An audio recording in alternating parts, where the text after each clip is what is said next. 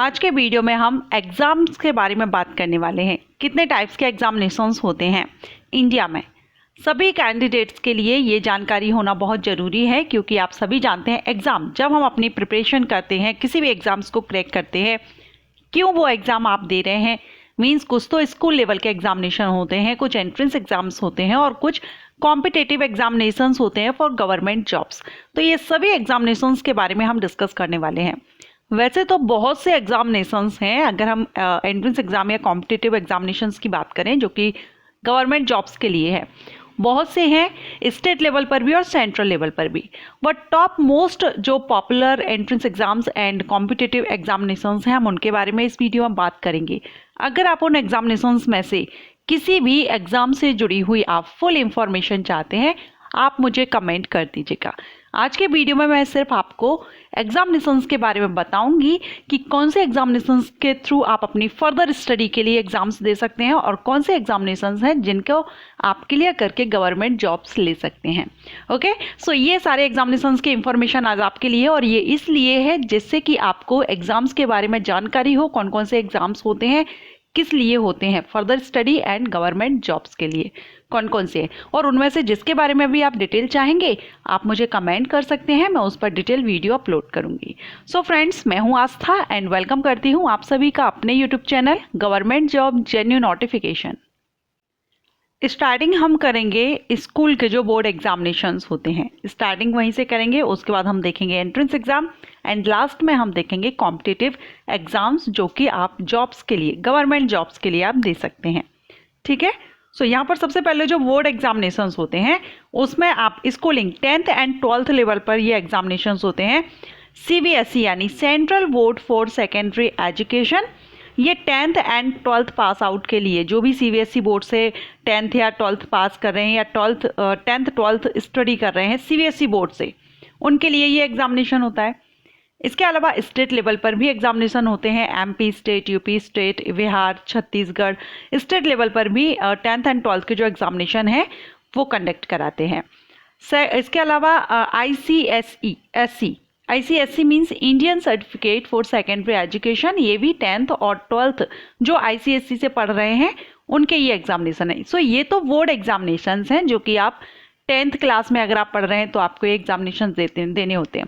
वैसे इनके बारे में सभी को जानकारी है, लेकिन मेरा जो एम है, मैं जो चाहती हूँ कि इस वीडियो में आपको सभी एग्जामिनेशंस के बारे में बताऊँ, तो स्टार्टिंग हमने स्कूल बोर्ड एग्जामिनेशन से की है। ओके, इसके बाद नेक्स्ट हम लेंगे एंट्रेंस एग्जाम्स।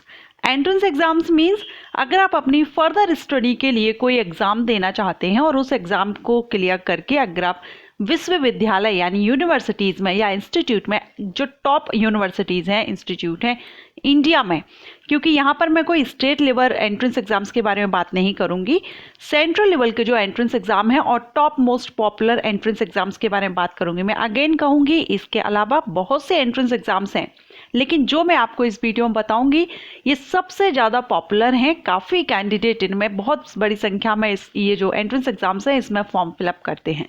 ओके, सो अगर आप अब ये जो एंट्रेंस एग्जाम्स हैं ये भी आपके डिपेंड करता है आप आफ्टर 12th कर रहे हैं या आफ्टर ग्रेजुएशन, क्योंकि PG के लिए एंट्रेंस एग्जाम्स अलग होंगे एंड ग्रेजुएट लेवल के जो कोर्सेज हैं उनके लिए एंट्रेंस एग्जाम्स अलग होते हैं। ठीक है, सो यहाँ पर हम एंट्रेंस एग्जाम्स देखेंगे।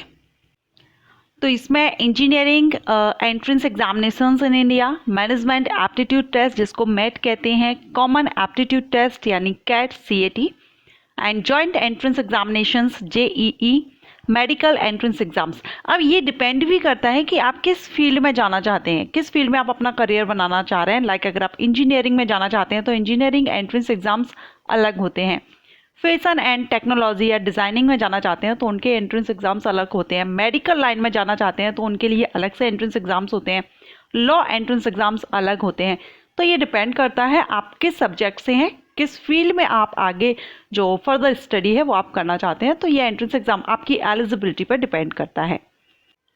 जैसे कि अगर आप fashion and technology entrance examinations देखें तो इसमें आप CEED यानी common entrance examination for designing, NID entrance exam and NIFT entrance exam NIFT, NIFT पर मैंने फुल डिटेल वीडियो अपलोड किया हुआ है, अगर आपने नहीं विजिट किया है आप उसको विजिट कर लीजिएगा।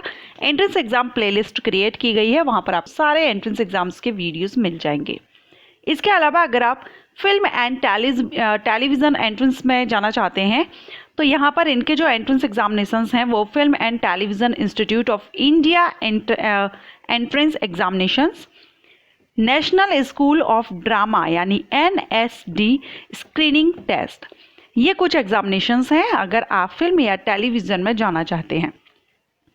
साथ ही अगर आप मैनेजमेंट में जाना चाहते हैं तो मैनेजमेंट के लिए एंट्रेंस एग्जामिनेशंस रहेंगे AIMS test for management admission ATMA, admission test for commonwealth executive MBA and MPA program CEMAT जिसको कहेंगे, कॉमन एडमिशन टेस्ट यानी CAT, ICFAI business school aptitude test यानी IBSAT, Indian institute of foreign trade यानी IIFT, MBA admission test and integrated common entrance test ICET, joint management entrance test JMET, Karnataka management aptitude test यानी MET, national aptitude test NAT, national management aptitude test यानी NMAT, open management admission test and Rajasthan management admission test.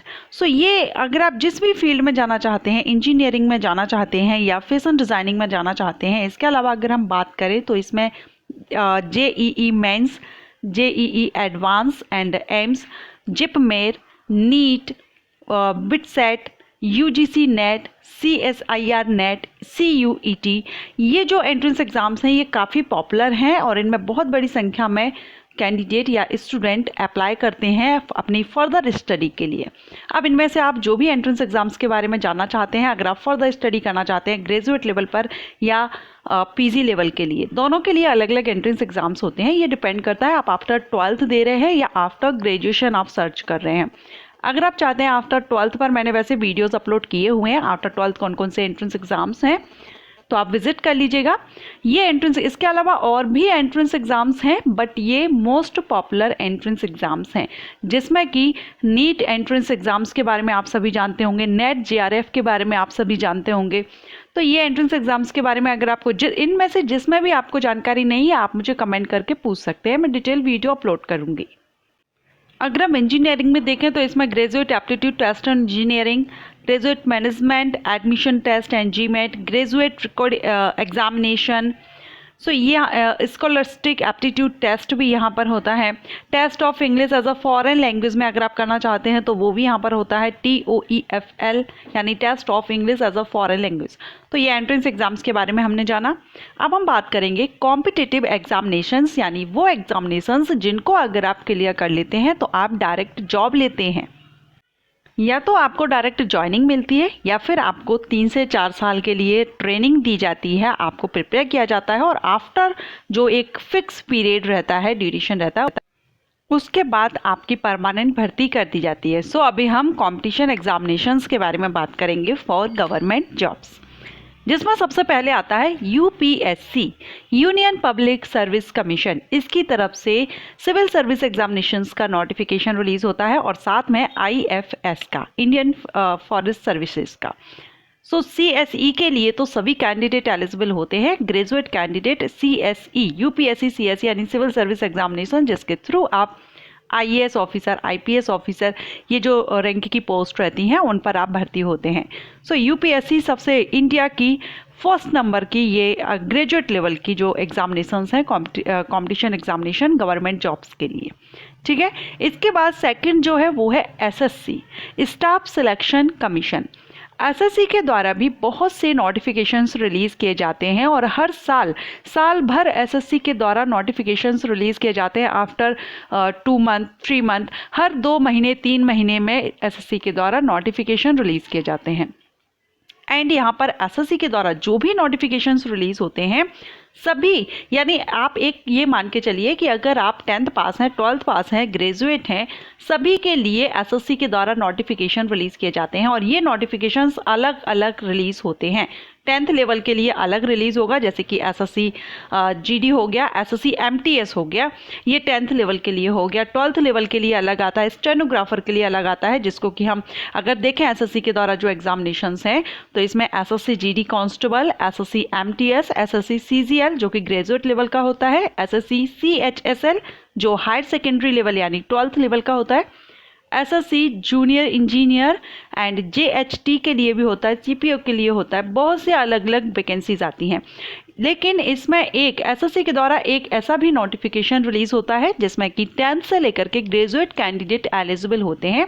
वो होता है SSC post phase 9, 10, 11 इस तरह से एक notification release किया जाता है जिसमें बहुत सी पोस्ट रहती हैं, सेंट्रल डिपार्टमेंट में भर्ती होती है। 10th से लेकर के ग्रेजुएट कैंडिडेट के लिए उसमें वैकेंसीज यानी पोस्ट रहती हैं, लेकिन नोटिफिकेशन रिलीज होता है, वैकेंसीज भी काफ़ी अच्छी आती है, लेकिन उनमें से बहुत सी जो पोस्ट रहती हैं वो आगे चल करके आपको जब भी ये नोटिफिकेशन आया है ये पोस्ट फेजेस वाला, उसमें से कई पोस्ट की जो भर्ती है वो निरस्त कर दी जाती है।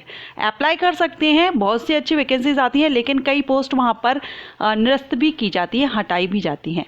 ठीक है, तो सेकंड नंबर पर है एसएससी, और एसएससी आप सभी कैंडिडेट के लिए एसएससी की वेबसाइट पर अपडेट रहना चाहिए, क्योंकि ये 10th 12th ग्रेजुएट सभी कैंडिडेट के लिए, और ऐसा नहीं है कि साल में सिर्फ एक ही नोटिफिकेशन आता हो। साल भर एसएससी के द्वारा नोटिफिकेशन कभी 10th पास के लिए, कभी 12th पास के लिए, कभी ग्रेजुएट के लिए, इस तरह से अलग अलग नोटिफिकेशंस रिलीज किए जाते हैं। इसके बाद अगर हम थर्ड नंबर पर रखें तो ये है रेलवे कॉम्पिटिटिव एग्जामिनेशंस। रेलवे के द्वारा भी बहुत बड़ी संख्या में वैकेंसीज रिलीज की जाती हैं, लेकिन हर साल ये वैकेंसी रिलीज हो रेलवे की तरफ से ये जरूरी नहीं है, क्योंकि अभी भी काफ़ी लंबे टाइम के बाद अब 2023 में वैकेंसी आउट होंगी, नोटिफिकेशन रिलीज होगा। एसएससी के द्वारा हर साल नोटिफिकेशन रिलीज किए जाते हैं, लेकिन रेलवे की तरफ से ऐसा नहीं है, हर साल नोटिफिकेशन रिलीज नहीं होता है, आ भी सकता है और 1 साल 2 साल बाद डिले भी हो सकता है। मीन्स ऐसा नहीं है कि आपको हर साल पर्टिकुलर पोस्ट के लिए नोटिफिकेशन मिल जाएगा, लेकिन एसएससी पर यह इफेक्ट है कि आप एसएससी की वेबसाइट पर अपडेट रहिए। एसएससी के द्वारा हर साल नोटिफिकेशन रिलीज किए जाते हैं 10th 12th ग्रेजुएट कैंडिडेट के लिए, बहुत ही अच्छी पोस्ट के लिए नोटिफिकेशन रिलीज होता है। हम बात कर रहे थे रेलवे कॉम्पिटिटिव एग्जामिनेशंस के बारे में। रेलवे के द्वारा भी बहुत सी पोस्ट पर वैकेंसीज आती हैं और काफ़ी कैंडिडेट रेलवे में इंटरेस्टेड भी हैं। स्टेशन मास्टर की पोस्ट है, टीसी की पोस्ट है, असिस्टेंट लोको पायलट की पोस्ट है, इंजीनियरिंग फील्ड में भी वैकेंसीज आती हैं, जूनियर इंजीनियर की आती है, एसएससी की आती है, और आरआरबी की तरफ से, क्योंकि रेलवे भर्ती है वो रेलवे रिक्रूटमेंट बोर्ड के द्वारा कराई जाती है। अब आरआरबी के द्वारा एनटीपीसी पोस्ट रिलीज होती है। एनटीपीसी मीन्स नॉन टेक्निकल, जिसमें टेक्निकली कोई भी सर्टिफिकेट या डिप्लोमा रिक्वायर्ड नहीं रहता है, इंजीनियरिंग भी रिक्वायर्ड नहीं रहती है, ओनली आपने 12th या 10th या ग्रेजुएशन है सिंपल, तब आप उसमें अप्लाई कर सकते हैं।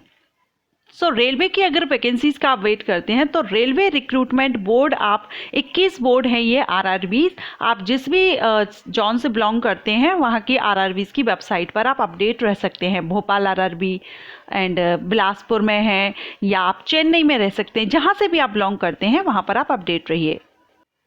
फोर्थ पर अगर हम देखें तो है डिफेंस कॉम्पिटिटिव एग्जामिनेशन। डिफेंस में, वैसे डिफेंस में अगर आप जाना चाहते हैं तो 2 यहाँ पर बहुत ही अच्छे एग्ज़ाम्स हैं जिनके थ्रू आप ऑफिसर रैंक पर आफ्टर 12th भी और आफ्टर ग्रेजुएशन भी, 12th के बाद भी एक एग्जामिनेशंस है और ग्रेजुएशन लेवल पर भी है।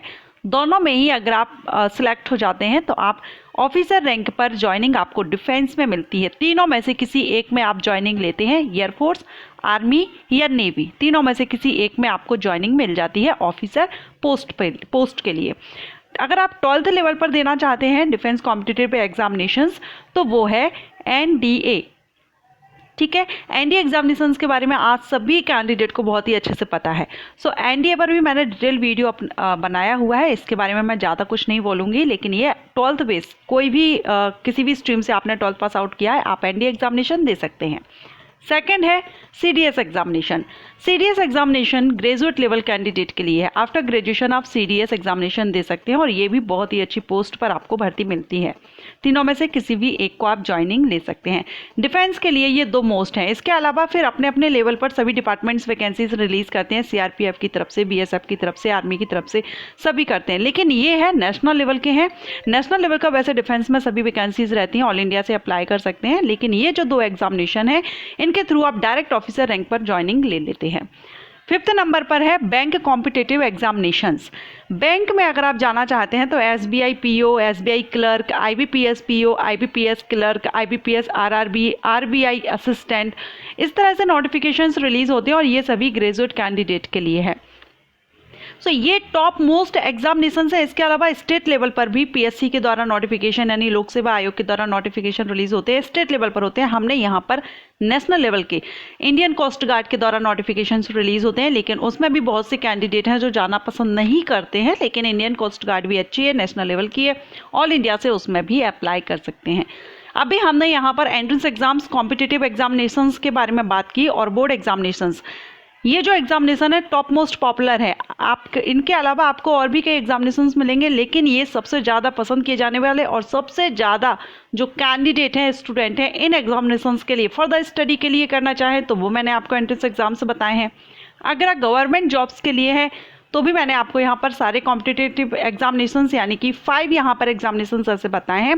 अगर आप इनमें से किसी के लिए भी इंटरेस्टेड हो, उनकी वेबसाइट पर अपडेट रहिएगा या फिर मेरे चैनल को सब्सक्राइब कीजिएगा। जब भी कोई भी बड़ी वैकेंसीज आती है, मैं नोटिफिकेशन आता है, रिलीज होता है ऑफिशियल वेबसाइट पर, मैं वीडियो अपलोड करती हूँ। एंड आशा करती हूँ आपको ये जानकारी अच्छी लगी होगी, और अगर ये जानकारी आपको अच्छी लगी है तो लाइक एंड शेयर कीजिएगा। और इनमें से किसी भी एंट्रेंस एग्जाम्स या कॉम्पिटिटिव एग्जामिनेशंस के बारे में आप फुल डिटेल इंफॉर्मेशन चाहते हैं, आप मुझे कमेंट कर सकते हैं। वैसे कॉम्पिटिटिव एग्जामिनेशंस में से मैंने सभी पर लगभग मैंने वीडियो अपलोड कर दिया है, और एंट्रेंस एग्जाम्स में भी मैंने कई अपलोड किए हुए हैं।